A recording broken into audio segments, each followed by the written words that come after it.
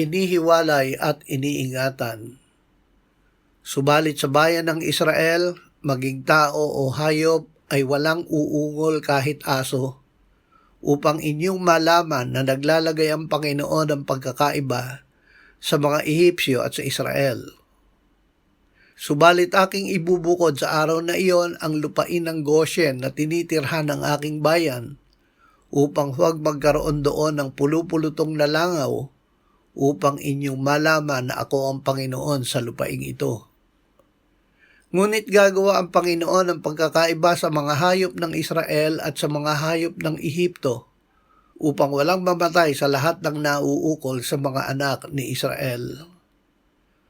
Walang kasama ang darating sa iyo, walang parusang lalapit sa tolda mo. Panginoon, salamat sa iyong tapat na pag-iingat na naghihiwalay sa amin sa panganib.